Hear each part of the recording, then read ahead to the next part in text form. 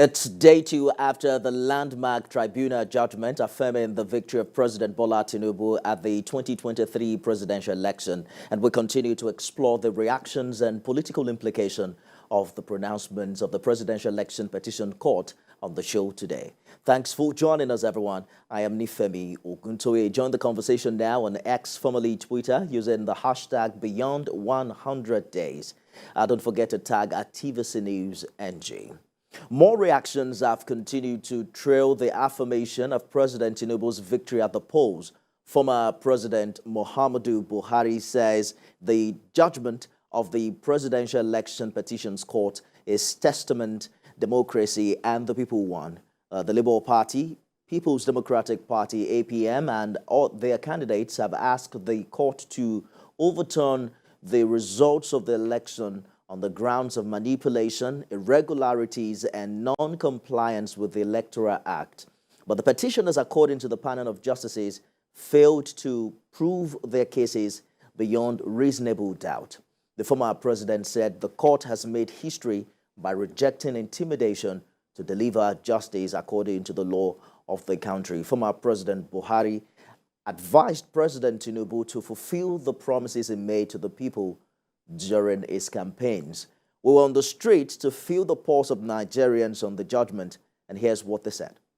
They don't expect the court to go to the market and start looking for evidence here and there to support the judgment. I think that's what I heard from the judgment, and I think it's good. Next time, if you want to fight for something that you believe in, you should be able to prove beyond any reasonable doubt. Nigerians should just accept their fate, because there is nothing we can do about it anyway. So we should just hope for the better Nigeria that everyone has been longing and hoping for. Boxing ring, if that kind of judgment comes, you're a winner already. But what I would advise the winner, it should not feel too important, too big. It should bring everybody together. Let's hope for a better Nigeria. Well, all the other political parties should try and base up for the next 4 years. They should go and prepare and plan for the next 4 years. So they should forget about going to Supreme Court or whatever. I'm joined in our Abuja studio by political analyst Ahmed Mustafa. Also joining me is the National Publicity Secretary of the All Progressives Grand Alliance, Ejimofo Okpara. Gentlemen, thanks for joining us on the program. Ahmed, let's begin with some review of what we've seen in the past 2 days. We witnessed an unprecedented live broadcast of a 12-hour-long judgment on possibly the most keenly contested election in Nigeria. Are you surprised opinions remain largely divided over the submission of the 5 justices of the Court of Appeal? Yes, I am. I'm surprised. And the reason why I'm surprised is simply because we called for the televising of this tribunal so that Nigerians can see and follow the process themselves. And I'm not a lawyer, but I took my time to follow the process, follow the judgment, the reading of the judgment. And I, for one, learned a lot about the electoral process in this country and the judicial process as well.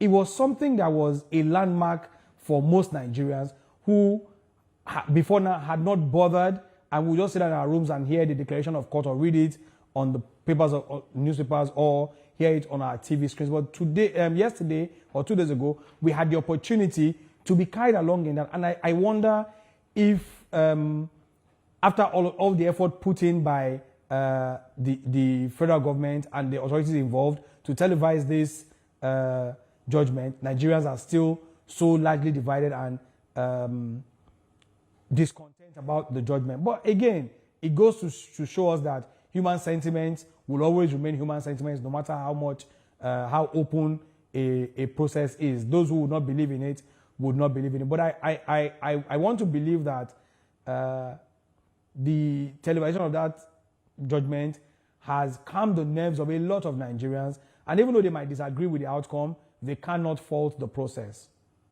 So there's how the APC and its supporters, or rather the supporters of this administration, received that judgment, which is quite different from how other stakeholders from the other side are reacting.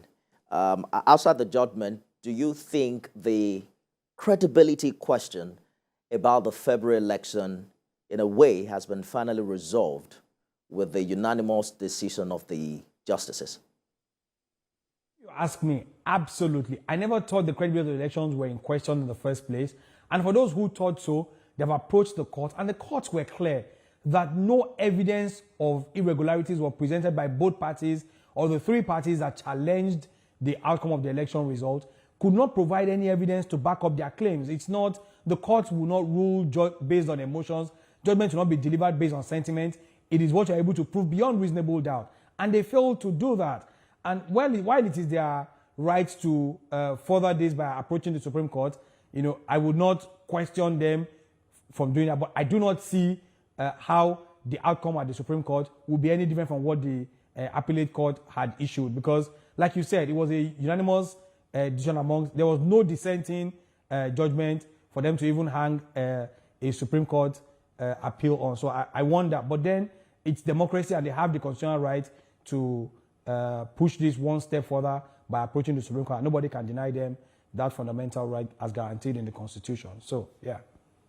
Perhaps we can attempt to identify and understand what is responsible for this divided opinion. For instance, the Niger Delta Congress, a social-political organization, has raised alarm on what they call the need for the judiciary to be concerned about Nigeria's future. And they have raised concerns about the judgment on Wednesday.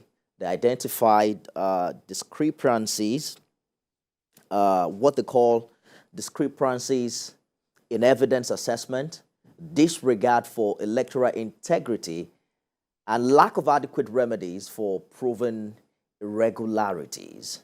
What do you think? There is politics on one side, but there's also the understanding and the interpretation of what the justices have said on Wednesday.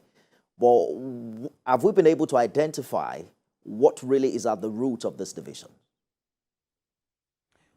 Well, I think everybody is entitled to their own opinion, but the justices of the appeal court did an excellent job in painstakingly taking time to examine each and every item as presented by the people who approached the appellate court to seek redress, who felt they had been in one way or the other cheated by election results. And this is the beauty of it, because they took their time to tear down each and every of their arguments based off of the evidence they provided. For instance, the APC had challenged the constitutionality of Mr. Peter Obi to be the Labour Party candidate. And the court said categorically that this is purely a party matter. It does not concern you. If it was a Labour Party person that was approaching the court, it would have been a different case entirely. And the same yardstick was used to measure the double nomination as regards the vice presidential candidate of the APC in the just concluded election, Senator Kasim Shettima. And so I saw that fair balance. And with every case with every question that was asked of the judiciary, they were able to answer beyond reasonable doubt, providing sufficient reasons for making decisions and guiding their judgment. They didn't just make a blanket judgment. And I want anybody who feels that there were if any form of justice miscarriages to take their time again and watch that 12-hour-long broadcast and maybe, just maybe, put their sentiment aside if they're able to do so and watch with some level of unbias, and then they will see that the justice of the appeal court did absolute justice.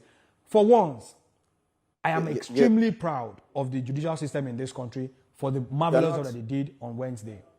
You're not actually asking anyone to go back and watch the 12-hour-long judgment. I mean, that's like condemning someone to a huge penalty. But I'll get back to you, Ahmed Mustafa, in a minute. Let's bring in the National Publicity Secretary of All Progressives Grand Alliance, Ejimofor Okpara. Mr. Okpara, your party didn't contest the election in court for obvious reasons, but how's APGA officially reacting to this judgment? Well, as a party, we believe in the precepts of democracy, and of course, judiciary being a very integral arm of the democratic process is one that must be allowed to exercise its own duties and responsibilities to the best of their abilities. And having said that, I believe that everyone has a right to seeking redress where they feel substantially, sufficiently, violated. And we begrudge nobody who has actually approached the judiciary, to seek for redress in that regard. And we also want to laud the members of our judiciary for painstakingly, undergoing this process. And, for me, I think this is more or less justifying the confidence that Nigerians have reposed on them. The only thing you see are residues of, the negative, impacts of both, I call them the twin demon of ethnicity and probably religious bigotry. So, and over time, I think that is why the government of the day must commit a lot of effort, to what I may term national healing, so that we can begin to see things dispassionately, not necessarily from the binoculars of our religious inclination or from our tribal or ethnic sentiments. So if we're able to really, all the judges did on that day, or the justice of the appeal court the other day, they spoke to the law. Every decision they reached, they cited authorities, they quoted the extant sections of the Constitution, validating every position they took, in line with the judgment they gave. So there is anyone who is open and who is law-abiding, who understands the precepts of the law, should have against such, if you ask me, a detailed, judgment. So for us as a party, we are for everything constitutional, we are for everything democratic, and so far we have not seen any of these two being grossly violated. So we will allow the process. Again, some would say that the Anambra State governor, who was very vocal pre-election, has been proven right. But as we speak, the presidential candidate of the PDP, as well as that of the Labour Party, have not only expressed their displeasure with this ruling, they've gone ahead to talk about their resolve to appeal the judgment at the Supreme Court. Do you agree that it will be good to see this judgment tested at the Apex Court? Well, of course. As a matter of fact, taking it to the Supreme Court, for every judicial process, the body of our law is improved. Our jurisprudence is actually also enhanced.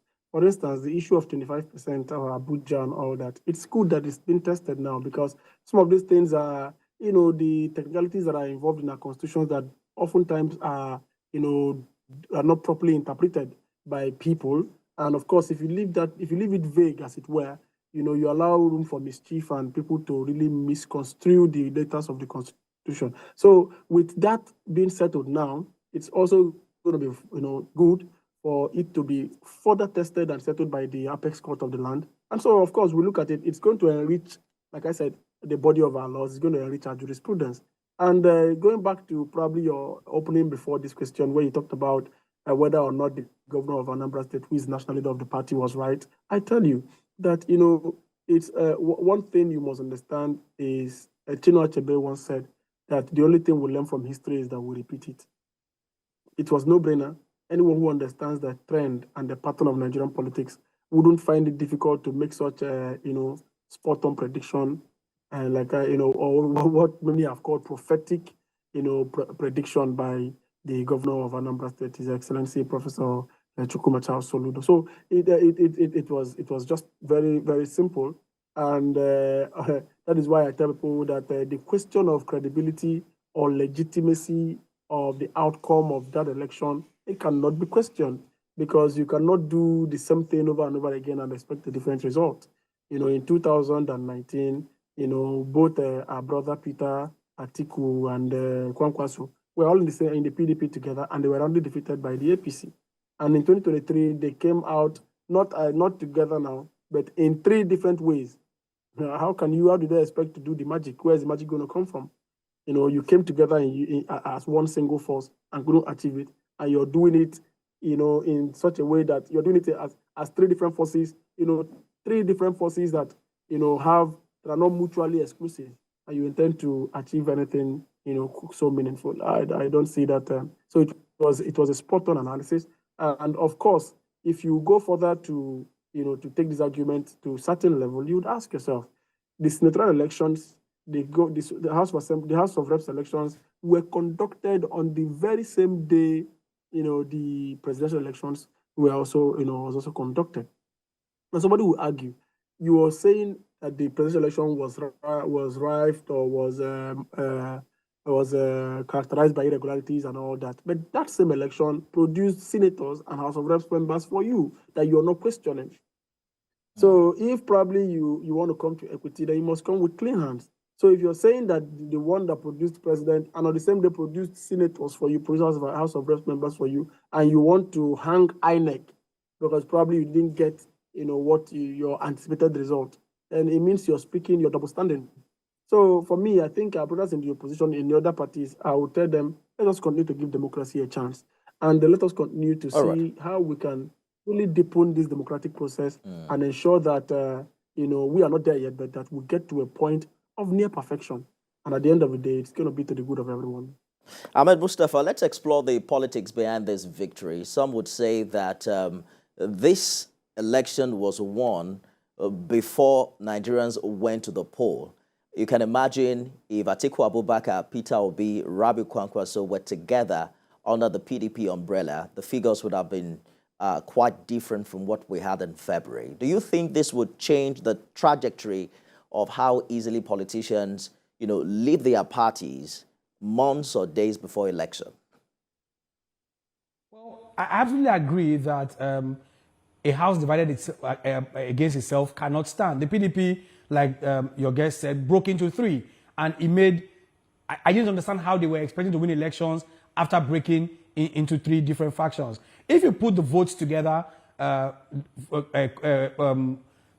by the three PDP candidates, or well, not former PDP candidates, if you put it together, that comes to about 15 million, and that would have roundly defeated the APC. So it shows clearly that the PDP as a party failed in its internal democratic process, and that was what led to the victory of the APC. I was beyond sure the moment Mr. Peter Obi joined the Labour Party and Mr. Rabi Kwankwaso joined the NNPP, that the pathway for APC to victory had become even clearer. Let's not forget that a lot of sentiments were brought into the election, religious and tribal sentiments were brought into elections, which might not have played out the exact same way if the PDP had stayed one. I can imagine an Atiku Abubakar on the ticket with Bola Ahmed Tinubu, the religious sentiments of being Muslims will not have played out in that. So the election results will have been slightly different. But I think, and I still honestly believe that the breakaway of these two men from the PDP made it a lot easier for the APC to stroll to victory. And it's not the first time we're seeing it. Even across several states in the country, the case of Oyo or Osun are examples that we see where there are infightings within the major political party, and the other political party just strolls to victory. So it's clear. And like you said, to answer your question, I think that it's high time politicians sit down and reassess this cross-carpeting ideology. It's not one that I particularly like. I've been a member of the APC from the inception, and I hope to remain in that party until the end of my time. I don't see any reason why until you change your mind. Find it very easy. But just a minute, how much of a pressure? How much of a pressure is this reality bringing on your party, the APC? Some are talking about the possibility of the three men working together in the next general election. The figure doesn't look pretty well for your party, because if they were together, it would have been a landslide victory for the PDP if they were able to garner the same numbers that they produced in the last election. Do you think the APC is under pressure to perform or outperform itself to be able to become more popular with the Nigerian people? Exactly, and this is the beauty of democracy. The APC knows very clearly that it has another 4 years to win over Nigerians who are in doubt. And I trust the president beyond reasonable, I have no doubt in the ability of President Bola Ahmed Tinubu to not only rally the APC, but rally Nigerians to the benefit of 200 million Nigerians, deliver the dividends of democracy that will ensure that Nigerians see reasons to continue to cast their vote and stick with the APC and, of course, with President Bola Ahmed Tinubu in the 2027 election. I believe that this man is the right man to pilot the affairs of this country at this moment, and he will deliver so much for this country over the next 4 years that the next election will be a stroll in the park for the APC. All right, Ejiofor Okpara, interesting development aftermath the presidential election petition court judgment. The PDP candidate has now cried out over the non-release of the certified true copy of the judgment, because they have 14 days left to file an appeal at the apex court. There's also the faction of the Labour Party led by Lamidi Apapa that has formally accepted the verdict of the court, and what that would mean for the Labour Party we'll see in the coming days. But talk to us about the role of opposition. In 14 days, and an appeal is expected to be filed to the apex court. In about 60 days thereabout, we're expected to hear from the Supreme Court what should be the final verdict on this judgment. But what is the role of the opposition moving forward from these litigations? Well, I've always insisted that opposition shouldn't be destructive. Opposition shouldn't be rustic. Opposition must be issue based. Opposition must be also development oriented, because we all are jostling for power just to better the lot of our people. So if you're doing it in such a way that the essence or the welfare of the people for which you are trying to acquire power is being jeopardized, then you need to rethink your intention or your intent. Now, going back to the delays or bottlenecks in assessing the CTC of the the tribunal judgment, I think it shouldn't be. At this point, I believe everyone who wants access to the certified true copy of that judgment should have gotten it. Like I said, it will all go on to reach the body of our jurisprudence. If anybody thinks they can play politics with what should be the last hope of the common man, then the person is just trying to undo himself. Allow the process be. The cases have been established. The Supreme Court, will go on to tell us if the appeal court, that the tribunal, has done a very good job, or the areas of oversight that the tribunal didn't see.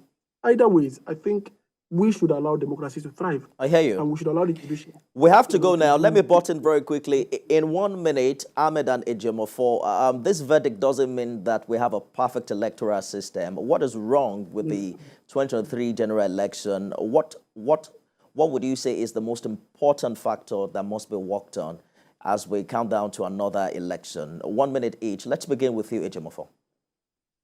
Okay, for me, I think, of course, INEC must work towards sharpening their adoption of the electronic voting system.